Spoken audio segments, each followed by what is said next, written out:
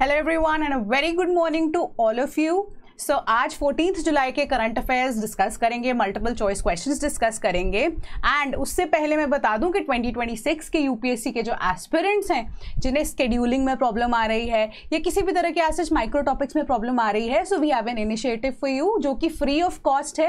And free of cost initiative से मेरा मतलब है कहने का कि हम ये सब्जेक्ट वाइज जीएस के लिए progress tracker as well as study planner आपके लिए लेकर आए हैं. इसको अगर आप डाउनलोड करना चाहते हैं तो इसका लिंक आपको डिस्क्रिप्शन बॉक्स में मिल जाएगा. तो अगर मैं आपको फॉर इंस्टेंस इसका पहला पेज पलट के दिखाऊं तो आपको यहाँ पर नजर में आएगा, धीरे धीरे करके मैं कैमरा के पास लेके जाती हूँ इसे, कि यहाँ पे आपको टॉपिक्स दिए गए हैं, राइट, टॉपिक्स दिए गए हैं, इसी के ही यहाँ पे सब टॉपिक्स यानी कि माइक्रो टॉपिक्स दिए गए हैं एंड ये प्रोग्रेस ट्रैकर के तौर पे आपको यहाँ पे चेक बॉक्स दिया गया है जिसे आप इजीली देख सकते हैं, है ना, कि जैसे जैसे रिवीजन करते जाएंगे वैसे वैसे आपको चीज़ें पता लगती जाएंगी. तो ये आप कह सकते हो एक एवरग्रीन चीज़ है कि 2026 ही नहीं 2027 के लिए भी जो लोग चाहते हैं स्टैटिक कॉम्पोनेंट्स के लिए, है ना, उसको डाउनलोड कर सकते हो, है ना. सो अब लेट्स बिगिन विद. तो आज के बहुत ही इंटरेस्टिंग यहाँ पे करंट अफेयर्स हैं, उसी से जुड़े मल्टीपल चॉइस क्वेश्चन का ना लेवल थोड़ा सा आगे बढ़ाएंगे अब हम, ठीक है.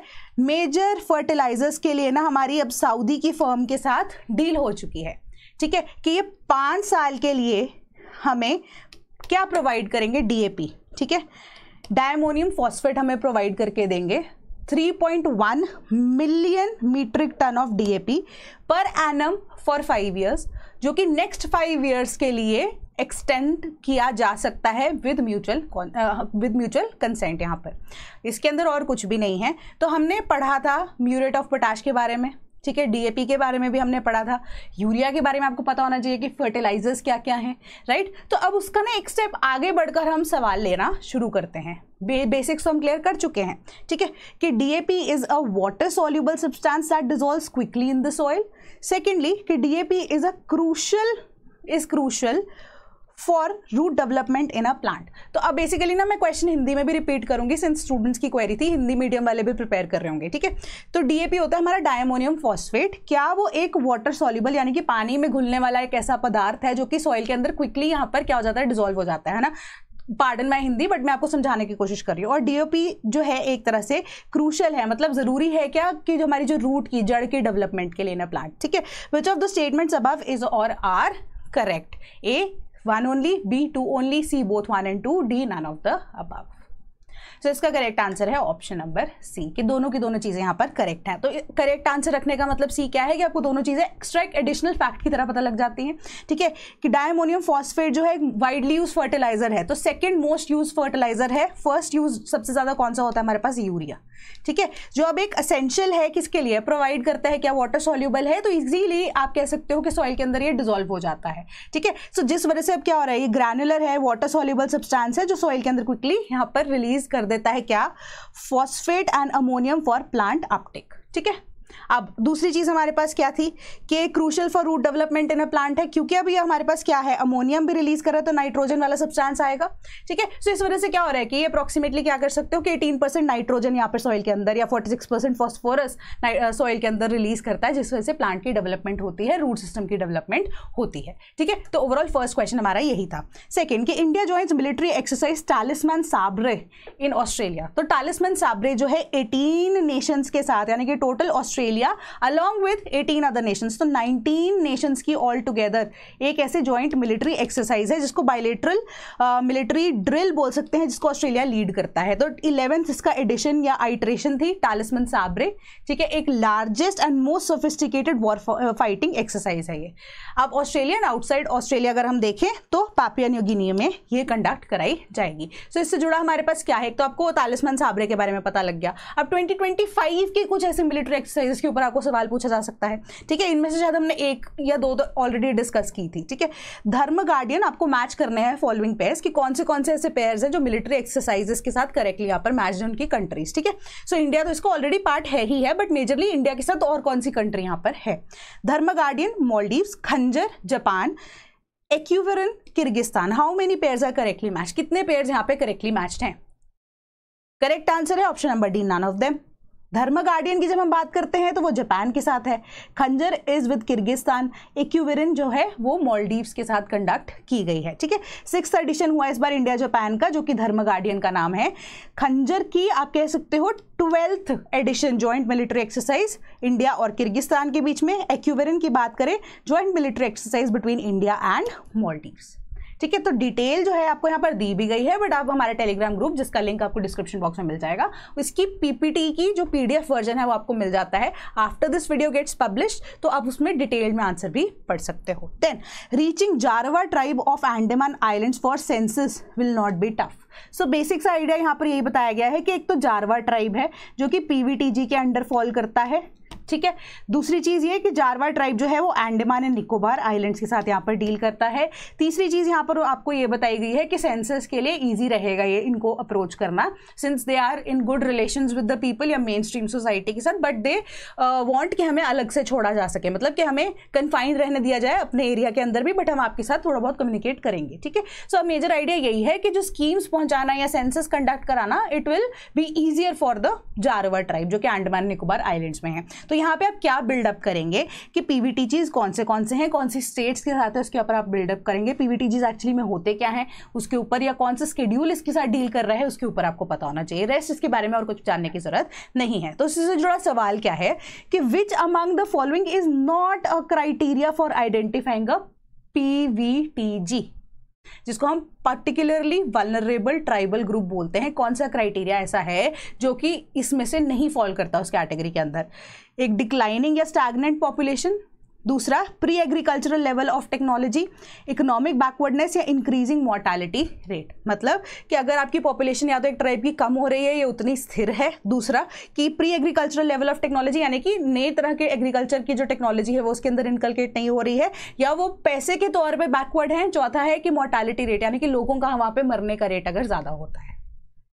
तो इसका करेक्ट आंसर बनता है option number D, increasing mortality rate, ठीक है। क्योंकि फर्स्ट एंड फोर्थ इन दोनों में से एक ही सही हो सकता था, है ना, या तो डिक्लाइनिंग या स्टैग्नेंट पॉपुलेशन है या इंक्रीजिंग मोर्टालिटी रेट है। सो अब इसका करेक्ट आंसर यहाँ पे डी इसीलिए बनता है क्योंकि हमारे पास पीआईबी ने 2019 में एक क्राइटेरिया बताया था। 4 उन्होंने पर्टिकुलर क्राइटेरिया के पॉइंटर्स दिए। क्या थे कि pre agricultural level of technology होगा, economic level of low level of literacy होगा, इकोनॉमिक बैकवर्डनेस हो सकती है, एंड डिक्लाइनिंग और स्टैग्नेंट पॉपुलेशन। ये 4 ऐसे क्राइटेरियाज हैं जो पीवीटीजीज को आइडेंटिफाई करने में हेल्प करते हैं, जिनके बेसिस पे हमने इनको ऐड किया है, ठीक है। सो बाद में लिस्ट आपको दी गई थी यहाँ पर। Then GST reforms, home minister set to open talks for consensus on rate rationalisation. तो हम इसके बारे में पहले भी डिस्कस कर चुके हैं कि यहाँ पर हमारे पास 5% की स्लैब होती है जीएसटी के लिए, देन हमारे पास 12% की स्लैब है, देन 18% की स्लैब है, देन हमारे पास 25% की स्लैब है, और कोई स्लैब हमारे पास एग्जिस्ट करती है, ठीक है। 5% है, 18% है, ये सारी स्लैब्स हमारे पास एग्जिस्ट करती है ना। सो अब इनमें से हम बोल रहे थे कि हमारे जो 12% वाली स्लैब है ना वो हमें हटानी है। तो अब हमने इसके ऊपर डिस्कशन की थी कि हटा नहीं सकते हैं टोटली, क्योंकि उससे भी रेवेन्यू आ रहा है। तो लास्ट टाइम हमने ये चीज़ भी डिस्कस की थी कि देयर आर चांसेस कि जो 18% या 25% वाली स्लैब के अंदर कुछ ऐसे चीज़ें आती हैं, प्रोडक्ट्स आते हैं जो कि अब रेगुलर यूज़ के हो गए हैं, जिनमें से हमने बेसिक एग्जाम्पल शैम्पू का और टूथपेस्ट का डिस्कस किया था, ठीक है। कि अब उनको हम क्या कर सकते हैं, सरकार क्या कर सकती है, 25 या 18% से 12 या 5% के जो परव्यू में लेकर आ सकती है, ठीक है। सो अब इसी के ऊपर, यही चीज़ के ऊपर डिस्कशन की जाएगी। जीएसटी काउंसिल है, बट होम मिनिस्टर जो है for the very first time नहीं, मल्टीपल ओकेजन्स पे उन्होंने ऐसे कंडक्ट कराई हैं मीटिंग्स, बट इस बार जो है रेट रैशनलाइजेशन के ऊपर वो बात करेंगे टोटली, ठीक है। सो अब इसके अंदर और कुछ नहीं दिया गया था, कुछ सर्टन चीज़ें हैं जिससे रिलेटेड सवाल है, उसके ऊपर ही मैं बिल्डअप करके आपको चीज़ें बताऊंगी यहाँ पर कि क्या क्या कवर की गई हैं। सवाल ये है कि जो 12% स्लैब है ना अंडर द जीएसटी, वो कॉन्ट्रीब्यूट करता है 10 to 12% of the revenue of government, ठीक है। तीसरा कि condensed milk, furniture, nuts, sausages etcetera जो हैं ये 12% ऑफ द जीएसटी के टैक्स स्लैब में फॉल करते हैं। कौन सी स्टेटमेंट यहाँ पर करेक्ट है? एक करेक्ट है, 2 करेक्ट है, या फिर दोनों ही करेक्ट है, या कोई भी करेक्ट नहीं है? तो इसका करेक्ट आंसर बनता है ऑप्शन नंबर बी, सिर्फ सेकंड करेक्ट है। ठीक है, तो यहाँ पर आपको ना न्यूज़ में दिया गया था कि 70 to 75% जो जीएसटी का रेवेन्यू सरकार का आता है वो 18% की स्लैब से आता है, 12% की स्लैब से आता है 5 से 6% of the GST collection, 5% tax slab से आता है 6 से 8% एंड 28% स्लैब से आता है 13 to 15%।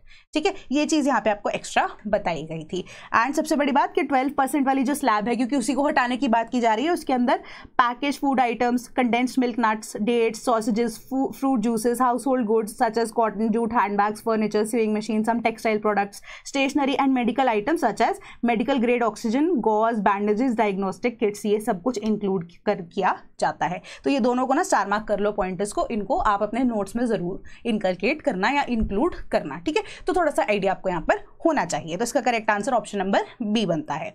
Then stop force sale of biostimulants and nano fertilisers. तो दोनों के बीच में डिफरेंस क्या है यहाँ पर? ठीक है, तो बेसिक यहाँ पे मैं न्यूज़ बता देती हूँ पहले आपको क्या है कि एक तरह से फोर्स टैगिंग की गई है, यानी कि अब हम क्या कर रहे हैं, हम जो हमारे कन्वेंशनल जैसे कि यूरिया हो गया या डीएपी हो गया, डायमोनियम फॉस्फेट हो गया, उसकी यूजेज से थोड़ा सा कम चाहते हैं चीज़ों को। अब हमने उसके ऑल्टरनेटिव में क्या चूज किया है, नैनो फर्टिलाइजर्स को इंट्रोड्यूस किया है ताकि कम से कम फर्टिलाइजर्स को यूज किया जा सके छोटे छोटे पार्ट्स में, ताकि उसका एरिया ऑफ इम्पैक्ट जो है वो ज्यादा ना हो पाए, है ना। दूसरी चीज, हमने बायोस्टिमुलेंट्स को यूज करना शुरू किया है। बायोस्टिमुलेंट्स क्या होते हैं? वो किसी भी तरह के फर्टिलाइजर्स नहीं होते, वो नेचुरली अकरिंग न्यूट्रिएंट्स होते हैं जो कि अब प्लांट की ग्रोथ में हेल्प करते हैं, बट वो किसी भी तरह की, यहाँ पे आप कह सकते हो प्लांट की जो रेजिस्टेंस है, यानी कि उसकी डिजीज या इम्यूनिटी में किसी तरीके से हेल्प नहीं करते हैं।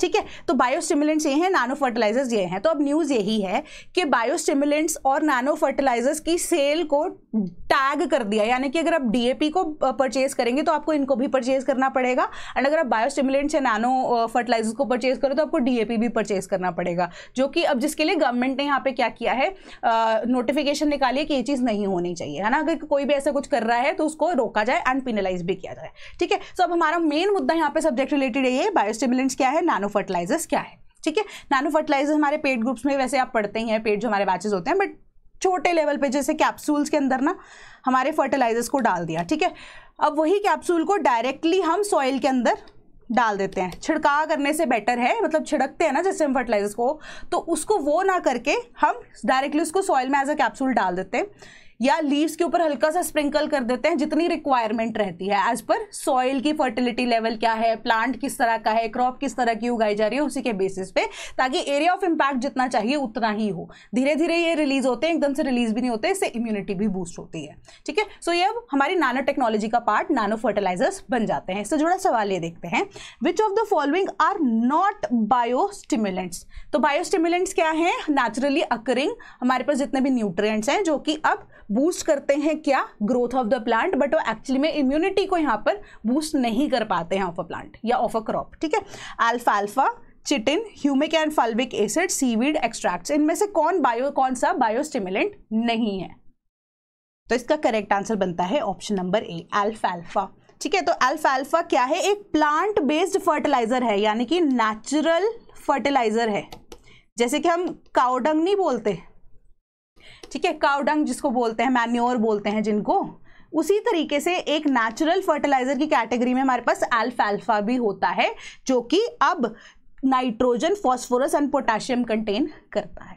ठीक है, बायोस्टिमुलेंट्स क्या होते हैं? जो स्टिमुलेट करते हैं प्लांट के प्रोसेसेस को, ताकि वो न्यूट्रिएंट्स को बेटर तरीके से अपटेक कर सके, स्ट्रेस को टॉलरेट कर सके, एंड ओवरऑल ग्रोथ जो है उसके अंदर बेनिफिशियल यहाँ पर रह सके। तो एग्जाम्पल इसका यही है, humic and fulvic acid, seaweed extracts, beneficial bacteria and fungi. तो इसमें राइजोबियम भी एक इंपॉर्टेंट हमारा पार्ट बनता है। ठीक है, साइनोबैक्टीरिया की जब हम बात करते हैं, जो पैडी के लिए काम आता है, वो भी हमारे लिए हेल्पफुल होता है। तो ये अब बायोस्टिमुलेंट्स का ही काम करते हैं। ठीक है, तो ये मैकेनिज्म्स जो हैं वो प्लांट के अंदर इनकलकेट किए जाते हैं time to time, as far as जो हमारी रिसर्चेस कंडक्ट कराई जाती हैं। देन पोचर्स न्यू टारगेट्स 30 घड़ियाल हैचलिंग सीज्ड इन एमपी।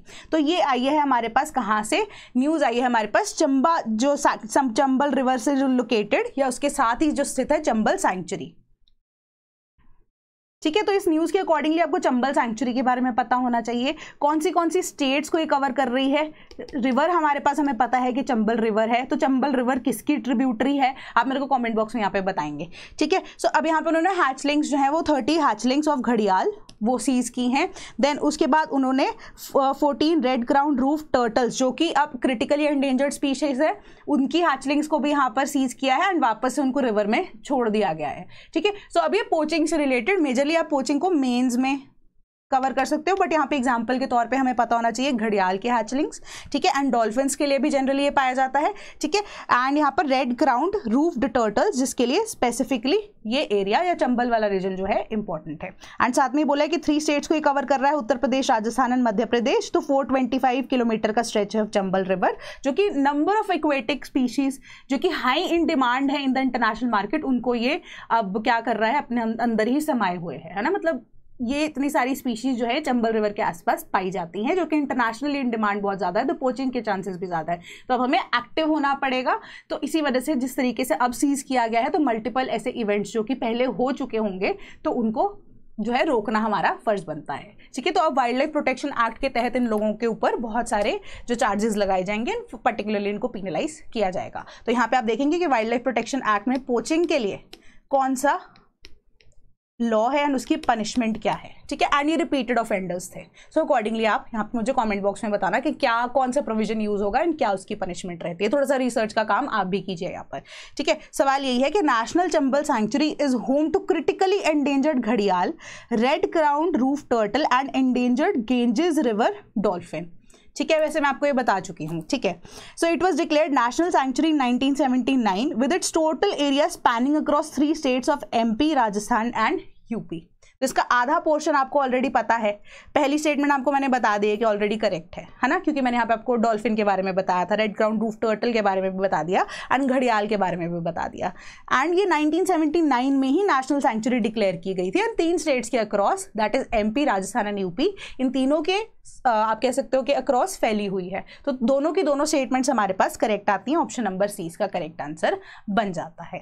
ठीक है, देन अब 7 brands behind 1 in 7 US FDA denials of Indian food drug cosmetic shipments. तो अब इसके अंदर ना मेजरली जो आइडिया आ रहा है वो आपका फूड सिक्योरिटी के साथ डील करता है। ठीक है, अब मैं यहाँ पे ब्रांड्स के नाम जरूर लूंगी, तो अब उसके बेसिक पीछे का ना बेसिक सा एक रीजन जानेंगे कि क्यों ऐसा हुआ है। फिर मैं आपको एक और चीज बताऊंगी फूड सिक्योरिटी से ही रिलेटेड, जिसके ऊपर आपको ना वो वीडियो जाकर भी देखनी है।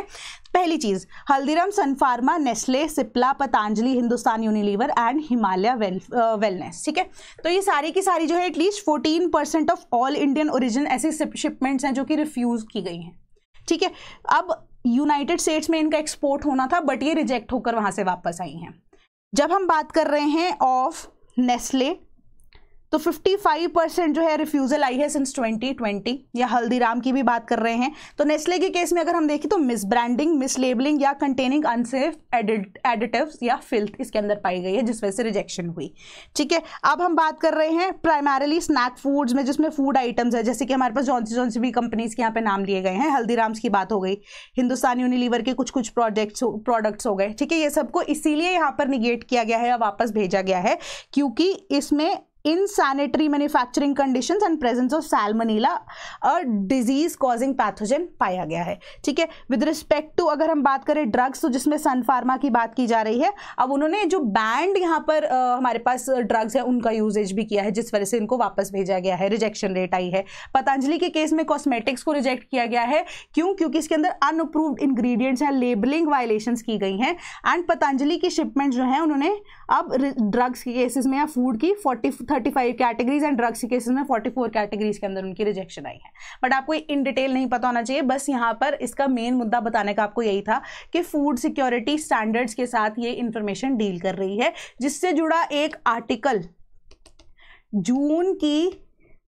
जून 2025 की योजना वाली मैगजीन जो आती है ना, उसके अंदर दिया गया था, जिसके ऊपर मैंने अभी कल ही वो वीडियो रिलीज हुई है रात को 10 बजे, जिसका लिंक भी मैं यहाँ पर वीडियो में लगा दूंगी। बट अगर इन केस आपको नहीं मिलता ना, तो फूड सेफ्टी के ऊपर यहाँ पर ना मैंने योजना स्पेशल एक वीडियो बनाई है, जिसके अंदर ये सारी की सारी चीजें इंक्लूड की गई हैं कि why food safety has been a neglected factor in the Indian export business as well as हमारा जो इंडियन डोमेस्टिक मार्केट के केसेस में वो क्यों एग्जिस्ट करता है ना। तो उसी से जुड़ा अब हम सवाल भी देखेंगे एंड वो वीडियो भी आप एक बार जरूर देख लेना। एज इट इज जो योजना में लिखा गया है वही उस वीडियो में है, बस उसे समझाया गया है फ्रेमवर्क के तौर पे कि क्या क्या इश्यूज जो है उसके अंदर हो रहे हैं या पाए जाते हैं। पहली चीज, कंसिडर द फॉलोइंग, ये योजना से ही रिलेटेड सवाल है क्योंकि इस न्यूज में कुछ लेना देना नहीं था, फूड सिक्योरिटी में आपको बताना चाह रही थी। Aflatoxins are poisonous, mutagens and carcinogens found on food products. Second statement है कि India bears 15 to 20 billion loss annually due to inadequate food safety standards. Third, eat right India confers with sustainable development goal 13 and 17। तो कहने का मतलब यही है कि aflatoxin नाम का एक ऐसा पदार्थ है जो कि पॉइजनस भी है एंड म्यूटाजेन भी कंटेन करता है उसके अंदर, जो कि अब फूड पार्टिकल्स या फूड प्रोडक्ट्स के ऊपर होता है। दूसरी चीज कि इंडिया को 15 से 20 बिलियन डॉलर का हर साल नुकसान होता है क्योंकि हम फूड सेफ्टी स्टैंडर्ड्स को कंप्लाई नहीं करते हैं। तीसरी चीज कि ईट राइट इंडिया जो कि FSSAI ने शुरू किया है एक प्रोग्राम, ठीक है, वो अब सस्टेनेबल डेवलपमेंट गोल 3 and 17 के साथ में काम करता है या उसी के बेसिस पे एग्जिस्ट करता है। हाउ मेनी स्टेटमेंट्स इज और are correct? A 1 only 1, B only 2, C all 3, D none of the above। तो इसका करेक्ट आंसर बनता है ऑप्शन नंबर सी के तीनों की तीनों स्टेटमेंट्स ना करेक्ट है। तो जब हम एफ्लाटॉक्सिन्स की बात करते हैं ना तो ये एक तरह की फंजाई है, ठीक है, जो कि पॉइजनस म्यूटाजेंस क्या होते हैं? अब एक तरह के आप लगा लीजिए कि ऐसे चीज़ें या ऐसा कोई फंजाई का ही स्पेसिफिक पोर्शन जिस वजह से क्या हो रहा है कि नर्व डैमेज हो सकता है, या नर्व डैमेज भी क्या आपकी लिवर में डैमेज होने के चांसेस होते हैं म्यूटाजेंस की वजह से। कार्सिनोजेन होते हैं हमारे पास जो कैंसर कॉजिंग एलिमेंट्स होते हैं या जर्म्स होते हैं, ठीक है, जिस वजह से अगर हमारा जो खाना है स्पेसिफिकली जिसके अंदर हमारी वीट हो गई, राइस हो गई, है ना, ये सब चीज़ों को जब हार्वेस्ट किया जाता है ना, इसके बाद इनको जब हम रखते हैं मार्केट में ओपनली, है ना, एंड कोई भी इसको प्रोक्योर नहीं कर रहा है एंड किसी भी तरीके की यहाँ पर इनको जगह नहीं मिल रही है कि सेफली इनको रखा जा सके, तो जितना जितना मॉइस्चर का कॉन्टेंट ये ऑब्जॉर्व करते जाएंगे उतना ज़्यादा यहाँ पे एफ्लाटॉक्सिन्स की डेवलपमेंट होती जाएगी। दूसरी चीज़, इंडिया को 15 से 20 बिलियन डॉलर का लॉस होता है। क्यों? क्योंकि हमारे एक्सपोर्ट्स जो है इंटरनेशनल लेवल पे वो रिजेक्ट हो जाते हैं क्योंकि हम फूड सेफ्टी स्टैंडर्ड्स को बना तो दिया है बट हम उसके साथ कंप्लाई नहीं कर सकते हैं। उसके लिए मेजर एग्जांपल मैंने अभी आपको ये न्यूज़ बताई। तीसरी चीज़, ईट राइट इंडिया FSSAI का एक ऐसा प्रोजेक्ट है या मिशन है जिससे लोगों को अवेयर कराया जाएगा, फार्मर्स को भी अवेयर कराया जाएगा कि क्या चीज़ को आप किस तरीके से करिए, या हमारे पास जो इंफ्रास्ट्रक्चर की डेवलपमेंट है वो हम चाहते हैं करना, है ना। तो मुझे कमेंट बॉक्स में जल्दी से बता दो कि सस्टेनेबल डेवलपमेंट गोल 3 and 17 किसके साथ कंप्लाई करता है। तो ये अब ईट राइट इंडिया जो है ना वो इसी के साथ यहाँ पर कंप्लाई कर रहा है। तो 3 and 17 क्या है सस्टेनेबल डेवलपमेंट गोल, आप मुझे वो बताना। तो तीनों की तीनों स्टेटमेंट्स यहाँ पर करेक्ट है। देन अगेन मैं वीडियो का लिंक ना आपको दे दूंगी, बहुत यूजफुल वीडियो है क्योंकि अभी न्यूज़ में भी आ गया है, तो इसे कैप्चर करना या पढ़ना बहुत ज़्यादा जरूरी है आपके लिए। देन इंडियाज की रोल इन मल्टीपोलर वर्ल्ड, ये आपका होमवर्क है। तो इंडिया और सिंगापुर के आने वाले टाइम में जो भी रिलेशंस की बात होगी वो कैसे बेटर हो सकते हैं उसके ऊपर आप फोकस करेंगे। और इंडिया और चाइना के relations due to the presence of Tibet related asylum जो हमने दलाई लामा को दिया है वो कैसे यहाँ पर हैम्पर हो रहे हैं, तो आपको थोड़ा सा आइडिया इसको लेकर होना चाहिए, ज़्यादा डिटेल में मत घुसना। प्लस यहाँ पे ऑर्डिनरली रेजिडेंट्स, ये बिहार में जो हमारे पास इंटेंसिव जो इलेक्टोरल रोल्स के अंदर रिवीजन चल रही है ना उससे रिलेटेड है, तो यहाँ पे आप जिस्ट पढ़ लेना इसकी, तो ये आपका होमवर्क वाला पार्ट बन जाएगा। बस इसके अलावा कुछ और पढ़ने की जरूरत यहाँ पर नहीं है। So in case if you preparing for UPSC we have an ongoing batch जिसका लिंक आपको डिस्क्रिप्शन बॉक्स में मिल जाएगा। Same for the case of test series. कोई भी अगर आपको यहाँ पर डाउट होता है ना बैचेस को लेकर या कोई भी किसी तरह की क्वेरी होती है, कॉमेंट बॉक्स तो आपके पास है ही, बट आप हमें कॉल भी कर सकते हैं 1800-890-3043, या आप हमें मेल भी कर सकते हैं sleepy.classes@gmail.com। That is all from my side today. Video को फीडबैक देना क्या चीज़ों को और इंक्लूड करने की जरूरत है, अगर वो फीजिबल हुआ तो हम वो भी करेंगे। That is all from my side today. Thank you so much.